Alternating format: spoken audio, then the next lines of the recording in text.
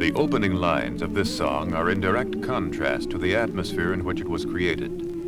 On a cold, wintry day in December 1849, the Reverend Edmund Hamilton Sears sat by the fire in his study and watched the snow coming down from a dim, overcast sky.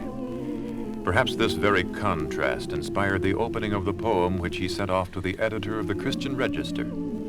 The editor was so impressed by the poem that he used it at Christmas programs and also published it in his magazine. Soon it became widely known and achieved an almost universal appeal.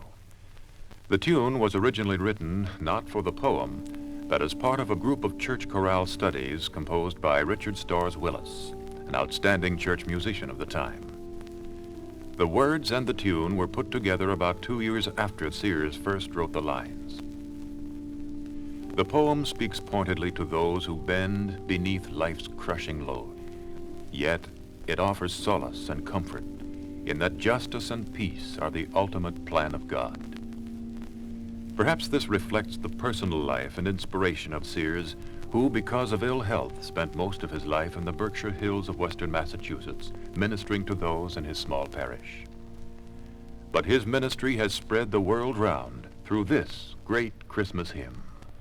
Peace on the earth, goodwill to men, from heaven's all gracious King. The word in solemn stillness lay, to hear the angels sing. And he beneath life's crushing load, whose forms are bending low, who toil along the climbing way with painful steps and slow. Look now, for glad and golden hours come swiftly on the wing. Oh, rest beside the weary road and hear the angels sing.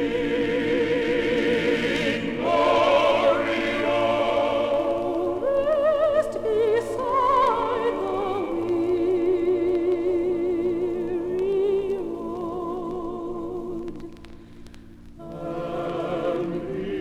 hear the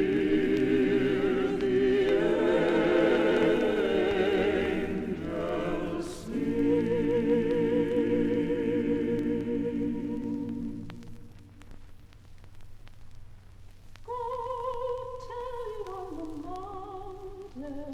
There is no author's or composer's story to tell about this joyful carol. Instead, it has come down to us as a spiritual, one of those great songs of the Spirit, which the Negro has contributed to our musical heritage. Perhaps it began on the lips of a slave mother singing to her child, or a worker in the fields singing to himself, or a Sabbath congregation singing it to their God. Its beginnings were humble, to be sure, reflecting a surrounding in which many of the Negroes of the last century were born and in which they lived out their lives. Yet it appropriately reflects the same humble surroundings in which Jesus himself was born. So while the origin of the song itself is obscure, the joy of its message is clear for this and for every Christmas.